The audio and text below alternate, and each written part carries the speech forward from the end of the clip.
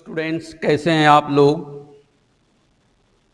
आज डेट क्या है, आज दिनांक क्या है, तारीख क्या है। तो 16 सितंबर 2020, 16 सितंबर अर्थात 16 सितंबर अंतर्राष्ट्रीय ओजोन दिवस के रूप में मनाया जाता है, इंटरनेशनल ओजोन डे। तो आज भी वैश्विक स्तर पर यह महत्वपूर्ण दिवस मनाया जा रहा है। तो दिवस तो रोज ही आते हैं, कभी फ्रेंडशिप डे, कभी mother day, father day, environmental day, सब चलते हैं। लेकिन सवाल ये है कि दिवस मनाने और जो दिवस से संबंधित प्रवृत्तियां हैं, जो प्रकृति है जिसके लिए हम मना रहे हैं, क्या उसको हम कहीं इम्प्लीमेंट कर भी रहे हैं या नहीं। तो देखो,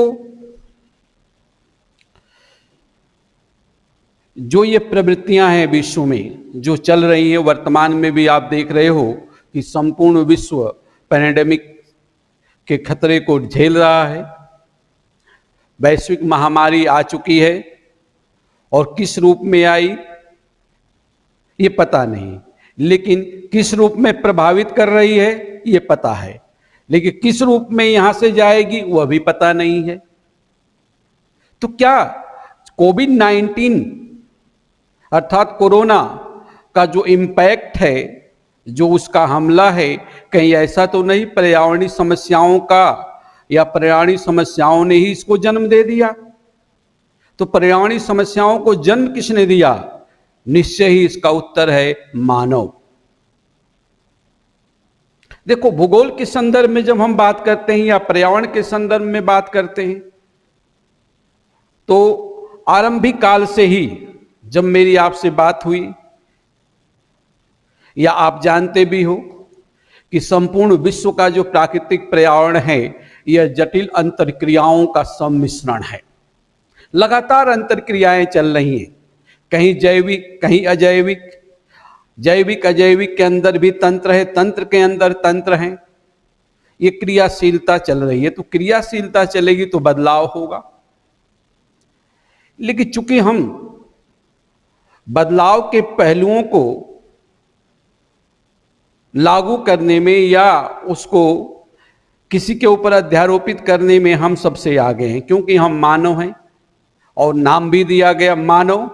मानव का अगर जूलॉजिकल नेम देखते हैं, साइंटिफिक नेम देखा जाता है, तो अपने आप को मैंने नाम किया दिया होमो सैपियंस। जो सैपियंस शब्द है बड़ी भांति आप जानते हो मतलब बुद्धिमान। तो क्या मानव वास्तव में बुद्धिमान है?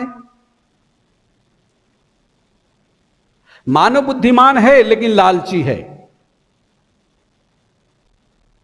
पर्यावरणीय दृष्टि से देखा जाए तो जो मानव या मानव के अतिरिक्त प्रकृति में जो भी जीव जंतु हैं, प्रकृति से अंतरक्रिया करते हैं, पर्यावरण से अंतरक्रिया करते हैं, और उस अंतरक्रिया का प्रमुख उद्देश्य है कि वह अंतरक्रिया के माध्यम से अपने लिए अनुकूलतम परिस्थितियों का निर्माण करें, फेवरेबल कंडीशन, अनुकूलतम दशाओं का निर्माण करें। और उसके लिए मानव के साथ साथ अन्य जीव जंतु भी सबसे पहले किस दशा को निर्मित करना चाहता है? तो जो उसकी बेसिक आवश्यकता है, उसमें सबसे पहले बेसिक आवश्यकता में हमें क्या चाहिए? रोटी, फूड। तो उसके लिए हम प्रयास करते हैं। फिर तन को ढकने के लिए कुछ कवर चाहिए, कपड़ा, उसकी बात करते हैं। फिर शेल्टर चाहिए यानी मकान चाहिए। तो छोटे से छोटा जीव, साधारण से साधारण जीव इसके लिए प्रयासरत है। लेकिन मानव का प्रयास इन अपनी सामान्य आवश्यकताओं या कहा जाए कि जो प्राथमिक आवश्यकताओं के पूर्ति के अतिरिक्त कुछ और है। मानव अपने आप को एक छद्म प्रदर्शन के दौर से गुजार रहा है, छद्म प्रदर्शन के दौर से गुजार रहा है। वह अपने आप को प्रदर्शित करना चाहता है और इस छद्म प्रदर्शन में जो स्यूडो डिमोस्ट्रेशन है, इसमें वह लालची बन गया, इतना ज्यादा लालची बन गया कि वह उसी प्रकार से, जैसे कहा गया, एक महान विद्वान के विषय में कहा जाता है कि जिस डाल पर बैठे थे उसी डाल को काटते थे या काट रहे थे। उनका नाम नहीं लेंगे, इशारा आप समझ चुके हैं। लेकिन मानव इस लालच में फंसकर अपने लिए ही मौत का गड्ढा खोद रहा है। इसकी शुरुआत कब हुई? मानव इसको महसूस बहुत पहले से ही किया, इसीलिए तो भूगोल के अंतर्गत प्रकृतिवाद और संभववाद में लड़ाइयां शुरू हुई। इन्वायरमेंटलिज्म अर्थात इन्वायरमेंटल डिटर्मिनिज्म, पर्यावरणीय नियतिवाद और संभववाद में। ठीक है, वह तर्क वितर्क जरूरी था। किसी ने बोला प्रकृति ऊपर है तो वो तो है, लेकिन किसी ने बोला कि नहीं, मानव को कम प्रकृति न देखे क्योंकि मानव प्रकृति को पूर्णतः प्रभावित करता है। तो सत्य है भाई, संभववादियों ने कहा कि प्रभावित करेगा, हमारे में संभावना है, हम चाहें तो पर्यावरण के प्रत्येक तत्व को अपने मर्जी के अनुसार उसका चयन करेंगे और विकास के उपागम को आगे लेकर जाएंगे। तो संभववाद ने विज्ञान के नए प्रतिमानों को जन्म दिया, प्रक्रियाएं आगे बढ़ती चली गई। लेकिन बहुत पहले ही जहां से संभववाद की खुशबू फैली, अर्थात फ्रेंच स्कूल ऑफ थॉट, फ्रांसीसी भौगोलिक विचारधारा, जिसमें लुसियन फेब्रे और लावलास साहब प्रमुख थे, लेकिन वहीं के एक विद्वान थे जीन ब्रुन्स। जन्म उनका 1869 में हुआ, तो 1869 की डेट ही अजीब है। आपको पता है अपने राष्ट्रपिता का जन्म दिवस, जो समायोजन में विश्वास करते थे। मैंने विश्व के अनेक विद्वानों को देखा, अनेक फिलोसफर्स को देखा, लेकिन वो वाद में जीवित होते थे। वाद जहां होता है विवाद। एक महान विद्वान हमारे यहां हुआ करते थे, नाम सुना होगा, आचार्य विनोबा भावे। उन्होंने कहा था, वाद की जगह योग की बात करो। जब साम्यवाद की बात करते हो तो विवाद होगा, समाजवाद की बात करते हो तो विवाद होगा, क्योंकि वाद विवाद को जन्म देता है, चाहे जातिवाद हो, क्षेत्रवाद हो, धर्मवाद हो। उन्होंने कहा, वाद की जगह साम्य योग की बात करो, जो कि कोऑर्डिनेशन, कोऑपरेशन पर आधारित हो। तो 1869 में जीन ब्रुन्स आ गए। मानव की जो संसाधनों की दोहन की प्रवृत्ति का उन्होंने अध्ययन किया, कहा कि ये डंप नहीं हो रहा है बल्कि एक्सप्लॉइटेशन हो रहा है। मानव तो प्रकृति के प्रत्येक अंग का शोषण कर रहा है। इसीलिए उन्होंने एक कॉन्सेप्ट को प्रोड्यूस किया या उसका विकास किया, जिसका शीर्षक था रॉबर इकोनॉमी, लुटेरी अर्थव्यवस्था। हम अजीब है, हमें पता है कि ये धरती कि जो ये सरफेस है, जिसको मृदा कहते हैं, जिसको बायोलॉजिकल फैक्ट्री कहते हैं, वो हमारे लिए सब कुछ देती है, लेकिन हमने उत्पादन के लालच में उसको जहरीला बना दिया। हमें पता है कि इन्वायरमेंट का जो बहुमूल्य भाग है वायुमंडल से ही हमें ऑक्सीजन मिलेगा, लेकिन उसको भी हमने जहरीला कर दिया। हमें पता है कि ये जो पादप है, यही वास्तविक भगवान है, जो सूर्य की प्रकाश को लेता है, अपनी जड़ों से जल को लेता है और एटमॉस्फेरिक कार्बन डाइऑक्साइड को लेता है, प्रकाश संश्लेषण की प्रक्रिया को संपादित करता है, हमें भोजन, ऑक्सीजन और जल भी दे देता है। लेकिन इसको काट डालो, क्योंकि मानव जरूरी है। कहने का तात्पर्य है कि मानव की जनसंख्या बढ़ती गई और जैसे जैसे जनसंख्या बढ़ती चली गई, संसाधनों की कमी हुई, संघर्ष चला। तो संघर्ष, कॉन्फ्लिक्ट, कहने का मतलब संघर्ष चला, कॉन्फ्लिक्ट नहीं हुआ, क्योंकि हम संभववादी हो चुके थे। विज्ञान के उपागमों की खोज किया, गुणवत्ता नहीं मात्रा में वृद्धि की, कि एक वस्तु है, इसको औद्योगिकीकरण करके उद्योग के माध्यम से, उद्यम के माध्यम से कई रूपों में इसका हम क्या कर सकते हैं, उपयोग कर सकते हैं। औद्योगिकरण का दौर शुरू हुआ। औद्योगिकरण का आधार परिवहन है। बिना परिवहन का उद्योग क्या हो गया, उद्योग का कोई प्रतिफल नहीं है। तो औद्योगिकीकरण हुआ, ट्रांसपोर्टेशन सिस्टम विकसित हुए, लेकिन सारे दोनों ही सिस्टम किसके ऊपर डिपेंड है, फॉसिल फ्यूल पर। फिर जहां जहां ये प्रवृत्तियां आई वहां जनसंख्या का जमाव हुआ, धीरे धीरे शहर का स्वरूप हुआ, शहरीकरण हुआ। हमारी आदतें आरामदायक हो गई कि हमें कंफर्टेबल लेवल पर जीना है, तो आगे बढ़ते चले गए। 1750 के दशक में जो औद्योगिक क्रांति आरंभ हुई, जो एक साम्यता के ऊपर थी, धीरे धीरे विषमताओं को जन्म दी, आगे बढ़ते चले गए। द्वितीय विश्व युद्ध के उपरांत मात्रात्मक क्रांति का उदय होता है, विज्ञान का विकास भी चरम पर जाता है, सुपर कंप्यूटर्स आ जाते हैं, जिसमें कहा जाए कि एक तरह से संवेदनहीनता हो जाती है, इमोशंस का कोई लेना देना नहीं है। आगे बढ़ते चले गए। सुपर कंप्यूटर के साथ साथ पूर्णतः दक्ष मल्टी डायमेंशनल सैटेलाइट्स आ गए। सब कुछ हमने बस में करने की कोशिश की और विकास के उपागम को आगे लेकर चले। जब पैसे आ गए, मुद्रा का संकेंद्रण हुआ, कैपिटलिज्म आ गया, तो आरामदायक जिंदगी जीने की कोशिश की। इसी संदर्भ में फ्रीजिंग सिस्टम शुरू हुआ, क्योंकि फ्रीजिंग सिस्टम रहेगा तो जो उत्पादित माल है वो क्या होगा, जल्दी खराब नहीं होगा। फ्रीजिंग की प्रक्रिया शुरू हो गई। पहले अमोनिया का उपयोग करते थे, लेकिन धीरे धीरे जो 1900 के दूसरे दशक में आए, 20वीं शताब्दी के, तो CFC नामक एक अद्भुत केमिकल का खोज हो गया, क्लोरोफ्लोरोकार्बन। बड़ा अच्छा लगा, इतिहास भी आपको बताएंगे। अभी बड़े बड़े प्रशीतक बनने लगे, कूलेंट बनने लगे, जिससे उसका औद्योगिक स्तर पर उपयोग हुआ। बाद में उसको एयर कंडीशंस में उपयोग में लाने लगे और वहां से CFC का उत्सर्जन शुरू हुआ। जब CFC का उत्सर्जन शुरू हुआ तो 1960-70 के दशक में कई विद्वानों ने इस पर बातें की कि ये जो CFC है, पर्यावरण के जो संगठक हैं उसको नुकसान पहुंचाएगा, लेकिन किसी ने ध्यान नहीं दिया।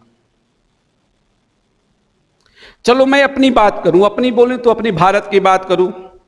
1967-68 यूएनओ सम्मेलन में जब भारत ने औद्योगिक देशों के ऊपर प्रश्न चिन्ह लगाया कि आप जो ये इंडस्ट्रियल पोल्यूटेंट उत्सर्जित कर रहे हो, इससे पूरे विश्व को क्या करना होगा, एक दिन कीमत चुकानी पड़ेगी, तो उस समय भारत की कौन सुने, क्योंकि हम सोवेरियन नहीं थे, संपूर्ण प्रभुत्व संपन्न नहीं थे, हमारी बातों को कोई नहीं सुनता। लेकिन धीरे धीरे जब 60 के दशक तक आते आते, लास्ट तक आते आते कुछ प्रतिफल एनवायरनमेंट में दिखने लगे, तो लोगों ने क्या किया, मीटिंग ऑर्गेनाइज की। 1972 का स्टॉकहोम हुआ, फिर आगे बढ़ते चले गए। लेकिन जो एक प्रकार से कहा जाए कि ड्रेस्टिक जो परिवर्तन आया, चेंज आया, वो कब आया, 1984-85 वित्त वर्ष के दौरान, 1984-85 जो फाइनेंशियल ईयर होता, उसके दौरान ही ब्रिटिश अंटार्कटिका एक्सपीडिशन, ब्रिटेन का अंटार्कटिका अभियान अंटार्कटिका पर पहुंचा, जिसके सदस्यों को लीड कर रहे थे डॉक्टर जोसेफ फॉरमैन। इन्होंने वहां रिसर्च के दौरान अपने टीम की सहायता से क्या देखा कि ओजोन की परत में काफी बड़े बड़े छिद्र हैं। वापस आए, द नेचर नामक मैगजीन में अपने रिसर्च को प्रस्तुत किया। फिर ये जैसे प्रस्तुत किया 1985 में, अब 1985 से ओजोन परत के प्रति जागरूकता आ गई, तो 1985 से लेकर 19 तक 35 वर्ष हो गए। 35 वर्षों में हमने क्या सीखा?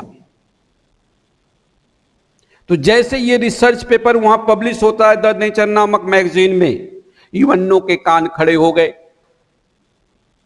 यूएनओ ने मीटिंग बुलाई, संयुक्त राष्ट्र संघ ने, और उसी समय देन टाइम नॉर्वेजियन पीएम प्रधानमंत्री श्रीमती ग्रो हार्टिम ब्रंटलैंड के नेतृत्व में एक आयोग का गठन किया गया, जिसका शीर्षक था वर्ल्ड कमीशन, विश्व आयोग। मैडम ग्रो हार्टिम ब्रंटलैंड ने 3 साल तक अपनी टीम के साथ रिसर्च किया और 1987 में और कॉमन फ्यूचर नामक रिपोर्ट प्रस्तुत की, हमारा साझा भविष्य। जब मैडम ने इसको प्रस्तुत किया ग्रो हार्टिम ब्रंटलैंड ने, तो देन टाइम उस समय के जो औद्योगिक देश थे, जो पर्यावरण के साथ दादागिरी कर रहे थे, उनको आड़े हाथ लिया और कहा कि सब कुछ ऐसा ही चलता रहा तो गरीब देश तो जाएंगे ही जाएंगे, सबसे पहले तुम्हारी मौत होगी। इसी दौरान और कॉमन फ्यूचर की रिपोर्ट के दौरान ही सस्टेनेबल डेवलपमेंट की संकल्पना को उन्होंने प्रस्तुत किया, अर्थात सतत विकास। फिर उसके बाद उसी साल मॉन्ट्रियल कॉन्फ्रेंस हुआ, 16 सितंबर 1987 को मॉन्ट्रियल समझौता हुआ और उसी दिन से वैश्विक समुदाय ने यह तय किया कि प्रति वर्ष 16 सितंबर को हम ओजोन दिवस का सेलिब्रेशन करेंगे और लोगों को ओजोन परत के महत्व के संदर्भ में, ओजोन में जो छिद्र हुआ है उसके हानिकारक प्रभाव के संदर्भ में लोगों को जागरूक करेंगे। और जो उत्तरदायी गैसें हैं, एक गैसों की लिस्ट अभी आपको मैं दिखाऊंगा, उत्तरदायी गैसें हैं, उनको धीरे धीरे हम क्या करेंगे? प्रतिबंधित करेंगे। CFC को धीरे धीरे क्यों? जब पता है कि उससे मेरी जान जा रही है तो तुरंत क्यों नहीं बंद किया? क्योंकि भाई हमें जो छद्म विकास है उसको भी देखना। तो ये संभववाद और प्रकृतिवाद की लड़ाई है। प्राकृतिक पर्यावरण में जो प्रदूषण हुआ, इस प्रदूषण के लिए उत्तरदायी मानव है, तो लड़ाई तो हुई प्रकृतिवाद और संभववाद में। और उसके कारण क्या हुआ? हमारे पास परिस्थिति आ गई कि जो पर्यावरण भूगोल के अंतर्गत या भूगोल के विकास के अंतर्गत, प्रकृति के विकास के अंतर्गत मानव और प्रकृति की जो लड़ाई चली, मात्रात्मक क्रांति से लेकर मानवतावादी, व्यवहारवादी, और आज क्या हो रही है? आज बात हो रही है सतत विकासवादी लड़ाई शुरू हो चुकी है। तो 16 सितंबर ओजोन परत को बचाने के संदर्भ में तथा ओजोन परत में हुए छिद्र को कम करने के संदर्भ में लोगों को जागरूक करने से संबंधित है और हम प्रतिवर्ष मनाते हैं। अब हम देखो कुछ सैद्धांतिक पहलू पर हमें आना है कि वास्तव में ये ओजोन परत है क्या और कैसे। तो देखिए, आपके पास एक सिंपल सा डायग्राम आपके सामने मैंने प्रस्तुत किया। जो बच्चे इन्वायरमेंट पढ़ चुके हैं या पर्यावरण पढ़ते हैं या वायुमंडलीय संरचना पढ़ते हैं उनको पता है। आगे देखें,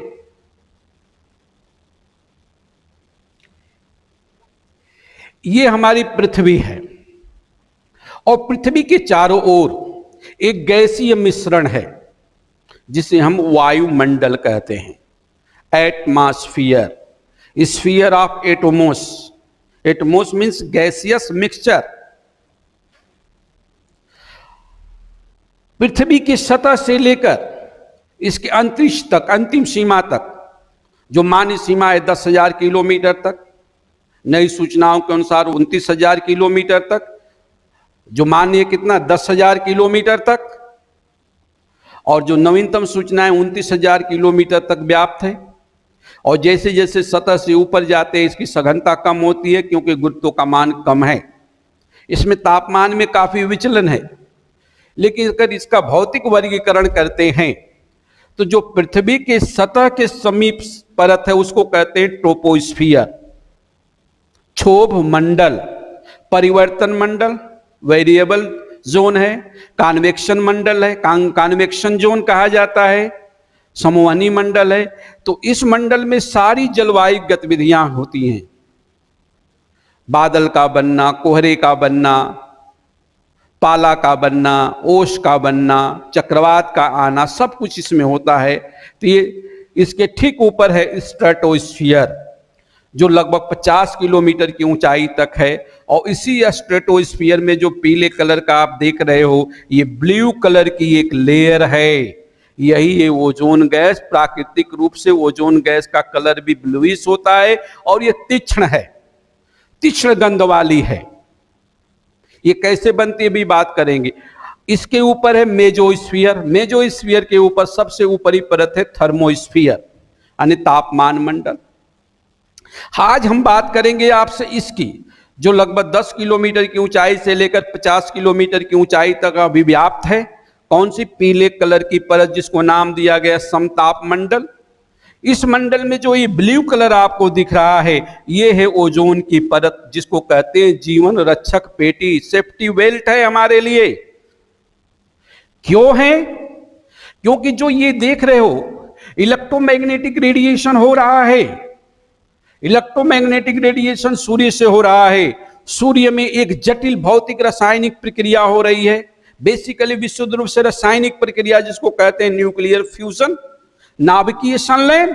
और नाभिकीय संलयन के माध्यम से अपरंपार ऊर्जा निकल रही है, और वो ऊर्जा सूर्य के सतह अर्थात प्रकाश मंडल से इलेक्ट्रोमैग्नेटिक रेडिएशन के द्वारा सूक्ष्म तरंगों के माध्यम से क्या होती है? चारों तरफ फैलती है, और वही धीरे धीरे हमारे एटमॉस्फेयर में आती है, और अपने एटमॉस्फेयर और भूसतह को, भूसतह क्या करता है? इसको परिवर्तित करता है, और परिवर्तित करके सारी पर्यावरणीय प्रक्रियाओं को क्रियाशील करता है।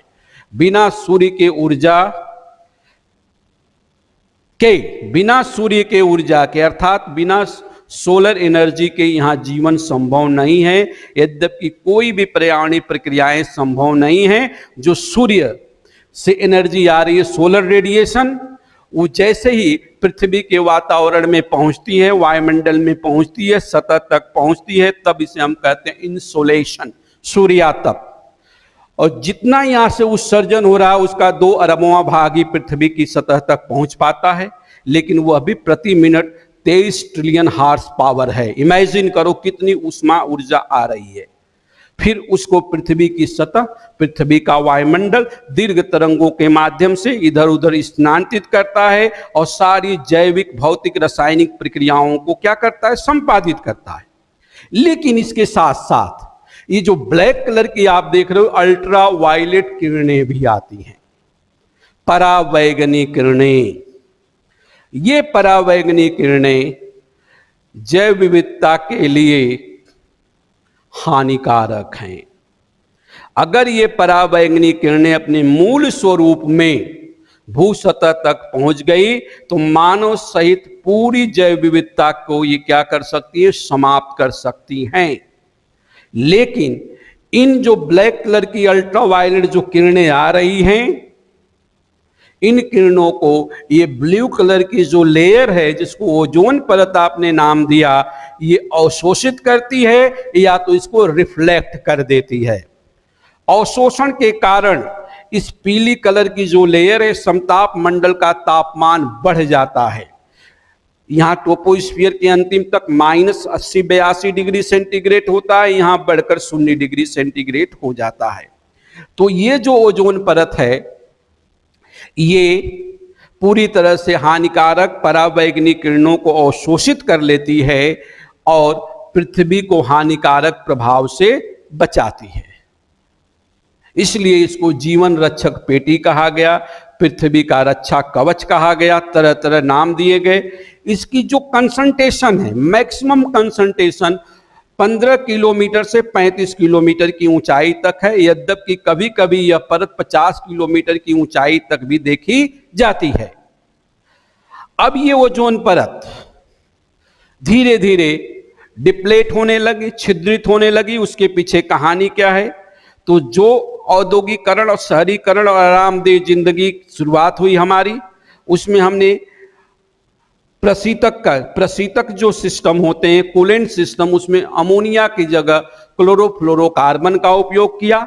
जब अत्यधिक मात्रा में क्लोरोफ्लोरोकार्बन उत्सर्जित हुआ तो ये एटमॉस्फेयर में गया और क्षोभ मंडल की सीमा को क्रॉस करके, क्षोभ सीमा को भी क्रॉस करने के बाद जब यहाँ गया तो उसकी क्लोरीन इससे क्रिया करके इस ओजोन परत को, जो ओजोन के परमाणु है O3, उसको परमाणु और अणु में दोनों में क्या किया? तोड़ दिया। अभी दिखाएंगे आपको प्रक्रिया। O+O2 जिससे बड़े पैमाने पर छिद्र होने लगा। जब छिद्र होने लगा तो अल्ट्रावायलेट किरणें सतह पर गई तो तरह तरह के बीमारियों को भी जन्म दिया। दूसरे में इन किरणों में जो अल्ट्रावायलेट किरणें हैं, पराबैंगनी किरणें हैं, इसमें ऊष्मा का मान सामान्य किरणों से 20 से 25% अधिक है। अतः यह ग्लोबल वार्मिंग को भी क्या कर दिया? बढ़ा दिया। और ये मानव या जीव जंतुओं में कैंसर के लिए भी कारक बन चुकी हैं। लेकिन जैसे जैसे रिपोर्ट आई, मॉन्ट्रियल 1987 में हुआ, उसके बाद धीरे धीरे इस पर प्रतिबंध लगाया गया। अब यह बताया गया है कि धीरे धीरे इस ओजोन के जो छिद्र बने थे, इनमें धीरे धीरे हीलिंग हो रही है, भर रहा है। तो ये एक सकारात्मक कदम है। तो ओजोन दिवस पर हम आज आपके साथ खुद मैं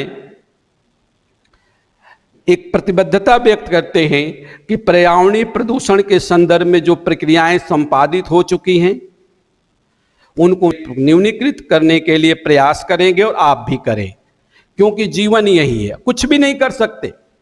आज देखो, एक छोटा सा एलिमेंट जो दिख नहीं रहा है हमें, एक तत्व कोविड-19, आप बहुत ज्यादा विकसित हो, आपके पास बहुत मुद्रा है, क्या कर लोगे? तो प्रकृति की तरह जीने की यदि कोशिश करेंगे तो सततता बनी रहेगी। अगर प्रकृति में अप्राकृतिक परिस्थितियां उत्पन्न करेंगे तो आज नहीं कल इसका प्रतिफल तो हमें भोगना पड़ेगा। जो पिछले 8-10 दशकों से हमने काम किया, अब प्रतिफल हम भोग रहे हैं। अनजाना, अनदेखा एक तत्व पूरी एक्टिविटी को क्लोज कर दिया। बोलते हैं नहीं, औद्योगिक उत्पादन होगा, राजनीतिक क्रिया होगी, सांस्कृतिक होगी, सब कुछ होगा। कहां कर रहे हो? आपके व्यक्तिगत स्तर से लेकर अंतर्राष्ट्रीय स्तर तक जितने भी क्रियाकलाप है अपने आप शट डाउन हो गए। प्रकृति देखकर ऊपर से हंस रही है, देखो इस मानव को।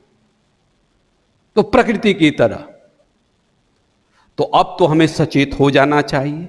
अब देखो, इस संदर्भ में कुछ फैक्ट आपके पास है। देखिए, एक तो ये डायग्राम दिखा दिया, समझ में आ गया होगा। ये इस डायग्राम को आप देख लो। ये वायुमंडल का एक ट्रांसफर सेक्शन हमने लिया। टोपोस्फियर, टर्बुलेंस जोन, कन्वेक्शन जोन, क्षोभ मंडल, विक्षोभ मंडल, परिवर्तन समवानी, ये है ओजोन लेयर। ये पूरी की पूरी संरचना आपको दे दी गई। वीडियो को बहुत ध्यान से देखकर इसको कर भी सकते हैं और इनकी विशेषताएं भी लिख दी गई, तापमान भी लिख दिया गया। लेकिन आज हम बात कर रहे हैं किसकी? ओजोन लेयर की। तो एटमॉस्फेरिक जब स्ट्रक्चर आप देखेंगे तो ये संरचना आपको दिखाई देगी। अब देखो, इसमें जो प्रयास हुआ, ये ग्राफ आपको दिखाया गया। ये मैंने मीडिया के माध्यम से, इंटरनेट से लिया, देख लें आप। 1960 में ऐसा ग्रीन था। ये कहां पर? अंटार्कटिका पर देखा गया। अब देखो 2017 की कहानी ये है। माना जा रहा है कि प्रतिबंध लगा देंगे तो 41 में ये होगा और 65 में ये होगा। ये एक और देखा गया, 1970 में नहीं था छिद्र, 80 में ये हुआ, क्योंकि 80 में हमने क्या किया था, लालच का अति कर दिया था। 90 में ये हुआ, 2000 में ये हुआ, 2010 में ये, 2020 में थोड़ा कम हुआ, 30 में ये, इस तरह से बढ़ते बढ़ते 2060 तक आशा की जा रही है कि ओजोन का जो डिप्लेशन हुआ है, जो होल हुआ है, उसमें हीलिंग हो रही है और पूर्णतः भर जाएगा। लेकिन ये आपके हमारे या वैश्विक प्रयास पर ही क्या है, निर्भर है। इसके बाद आप देखें कुछ प्रक्रिया, ओजोन का निर्माण कैसे होता है। देखो प्रकृति में जो सौरिक विकिरण आ रहा है, जो सोलर रेडिएशन आ रहा है, जो इंसोलेशन आ रहा है, उसमें फोटॉन्स हैं। तो जो वायुमंडल में ऑक्सीजन है, ऊपरी परत में मॉलिक्यूल है, उससे फोटॉन्स क्रिया करके 2O2 मॉलिक्यूल्स बना दिए और फिर दूसरी लेवल पर क्रिया हुआ, एटम और मॉलिक्यूल आपस में मिले तो O3 बन गया। क्लियर। अब विघटन कैसे हो रहा है, तो विघटन प्राकृतिक रूप से भी होता है। जब सन स्पॉट होता है, सौर कलंक जिसे हम कहते हैं, सूर्य के फोटोस्फेरिक भाग पर भौतिक रासायनिक प्रक्रिया के कारण प्रत्येक 11 वर्ष के बाद सन स्पॉट बढ़ता है, जिसको सौर कलंक कहते हैं, जहां से सौर ज्वालाएं निकलती हैं। तो जब सौर ज्वालाएं निकलती तो उस समय भी ये विघटित होती है, लेकिन नेचुरली। तो प्राकृतिक रूप से जो विघटित होती है, प्राकृतिक रूप से क्या होता है, हीलिंग भी हो जाती है, वो भर भी जाती है। लेकिन अभी जो अल्ट्रावायलेट किरणें आई, जिसे कहा कि तो ये तोड़ रही हैं, इस तरह से तो विघटन हो रहा है। लेकिन अगर हम जो क्लोरोफ्लोरोकार्बन है, तो क्लोरोफ्लोरोकार्बन में जो क्लोरीन है वो ऑक्सीजन से क्रिया करके इसको क्या करता है, विघटित कर देता है। क्लियर। अब देखो जो ओजोन की कहानी है, जो अभी मैंने बताया, उसकी एक समरी आपके पास देखा, इस समरी आपके पास आ गई। देखें 1840 बड़ा अच्छा दशक है। 1840 के दशक में फ्रेडरिक रेडजल का जन्म हुआ था और भूगोल और पर्यावरण के विकास में काफी बातें हो रही थी। अलेक्जेंडर वान हम्बोल्ट रीटर का समय है, डार्विन का समय ये चल रहा है। तो 1840 में O3 अणु की पहचान की गई। 1900 में समताप मंडल की खोज कर दी गई। 1913 में ये क्वेश्चंस भी कई बार आपसे पूछे जाते हैं, चार्ल्स फेब्रे और हेनरी ब्यूसान ने ओजोन परत की खोज की, कब की, 1913 में। अब ये देखो, ये जो प्रवृत्ति हमारी है, 1920 में बताया था ना, 20वीं शताब्दी के दूसरे दशक में जब भारत गांधी जी के नेतृत्व में स्वतंत्रता संग्राम का बिगुल बजा रहा था, सारी प्रक्रियाएं चल रही थी प्रथम विश्व युद्ध के बाद, उस समय ही CFC की खोज हुई। विश्व में काफी तालियां बजी, CFC आ गया, अमोनिया का विकल्प आ गया और सब लोग क्या करेंगे, शीतल शीतल रहेंगे, कोल्ड कोल्ड। लेकिन ये पता नहीं कि मानव क्या है, नहीं कहना चाहिए लेकिन कह देता हूं, उस बंदर के समान है जिसका कहा जाता है बंदर क्या जाने अदरक का स्वाद। मानव ने विकल्प ले लिया लेकिन बेतहाशा उपयोग किया। हमें तो लगता है कि बंदर हमसे बुद्धिमान है। जितने जीव जंतु हैं प्राकृतिक वातावरण में रहते हैं वो बुद्धिमान है। और इस संदर्भ में विश्व के अनेक भूगोलवेत्ताओं ने अनेक बातें कही, हमारे यहाँ के लोगों ने भी कहा। लेकिन सवाल यह कि हमारे यहाँ जो प्रकृतिवादी थे उनकी बात कौन सुनता है। चलो एक प्रकृतिवादी कवि का नाम मैं ले रहा हूं, रहीमन, नाम सुना होगा। लोग हमारे यहाँ क्या बोलते, कवि है तो कवि है, वो लिखता पढ़ता होगा, बेकार है, उसको विज्ञान तो आता नहीं है। लेकिन रहीमन साहब हो, रहीम साहब हो,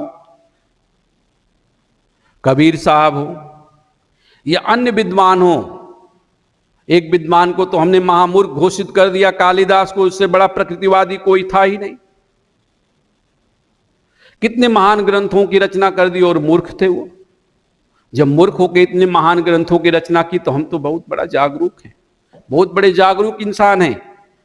कहा जाता है इंटेलेक्ट पर्सन, बौद्धिक हैं, लेकिन क्यों नहीं करते? रहीमन साहब ने लिखा, रहीमन बहु भेषज करत व्याधि न छोड़त साथ, खग मृग आरोग्य वन हरियनाथ के नाथ। रहीमन बहु भेषज करत व्याधि न छोड़त साथ, खग मृग आरोग्य वन हरियनाथ के नाथ। तात्पर्य यह है कि रहीमन बोले तो मानव बहु भेषज यानी दवा, मानव अपने व्याधि के लिए अनेक औषधियों का उपयोग किया, लेकिन रोग ने साथ नहीं छोड़ा। लेकिन प्रकृति में जो खग मृग है, पशु पक्षी जो प्रकृति में रहते हैं, वो तो भगवान की मर्जी से जीते, उनको कोई रोग होता है नहीं। आज क्या हो रहा है कोविड-19 में?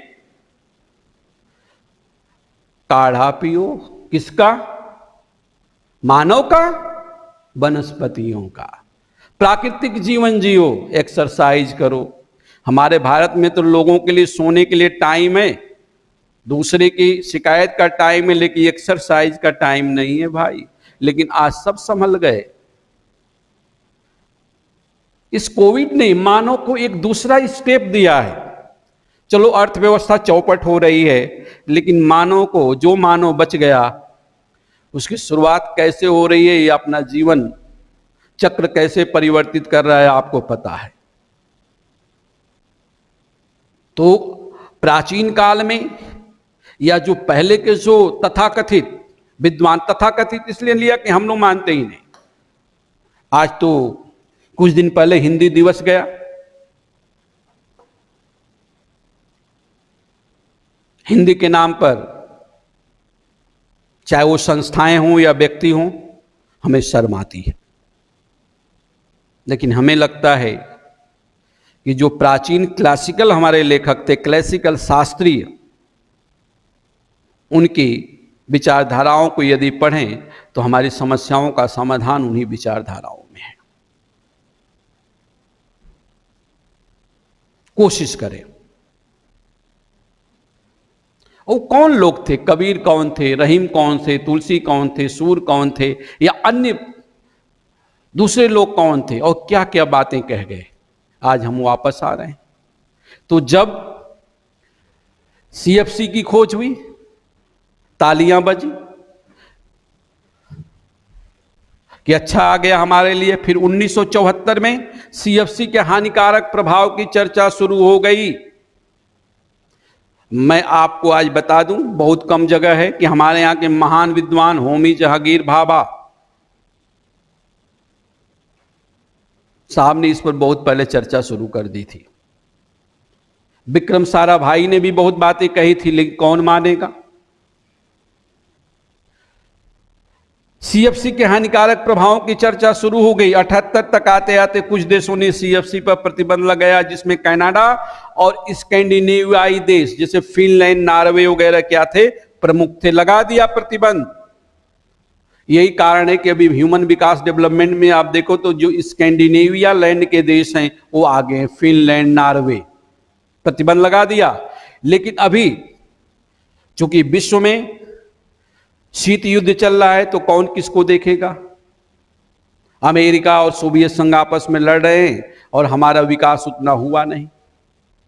इसके बाद जो कहानी आपको मैंने बताया, 1984-85 मई में ब्रिटिश अंटार्कटिका अभियान के सदस्यों के डॉक्टर जोसेफ फॉरमैन नाम ले लिया, ब्रेन गार्डियन तथा जोनाथन ने ओजोन परत में छिद्र की खोज की और खतरे के संदर्भ में द नेचर नामक मैगजीन में, देखें, द नेचर नामक मैगजीन में शोध पत्र प्रस्तुत किया।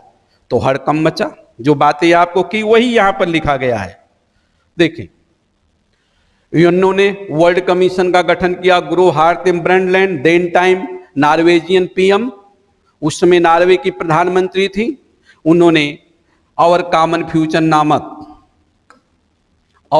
फ्यूचर नामक रिपोर्ट प्रस्तुत की, जिसके अंतर्गत उन्होंने क्या किया? सस्टेनेबल डेवलपमेंट के संकल्पना को प्रस्तुत किया। फिर इसके बाद जब वो आ गया, रिपोर्ट आ गई, तो सितंबर 16, 1987 में मॉन्ट्रियल प्रोटोकॉल की घोषणा हुई और उसी दिन शुरू किया गया कि हम वहीं से O3 दिवस मनाएंगे। O3 यानी ओजोन दिवस मनाएंगे। और ये कहा गया कि इससे करते करते हम 2020 तक इस पर पूर्णतः प्रतिबंध 2030 तक इसको पूर्णतः प्रतिबंधित करते हुए ओजोन के लेयर को पूर्णतः स्वस्थ कर देंगे। अब देखो कुछ और जानकारी आपके लिए। ओजोन विघटनकारी तत्व कौन कौन है, कभी कभी कई एग्जामिनेशंस में पूछे जाते हैं, इनको आप ध्यान से देखना। सबसे पहले CFC क्लोरोफ्लोरोकार्बन, इसको फ्रियान 114 भी बोलते हैं। क्या बोलते हैं? फ्रियान 114। फिर इसके बाद है हाइड्रोक्लोरोफ्लोरोकार्बन, जिसे फ्रियान भी बोलते हैं। फिर हेलॉन है। फिर है HBFCS हाइड्रोब्रोमोफ्लोरोकार्बन। फिर है CCl4 कार्बन टेट्राक्लोराइड। फिर है CH3Cl3 मेथिल क्लोरोफार्म, ये सफाई उफाई के काम में आता है, अक्सर हम क्लोरोफार्म का उपयोग करते हैं। H3Br methyl bromide. फिर है CH2BrCl ब्रोमो क्लोरोमीथेन और नाइट्रोजन के ऑक्साइड।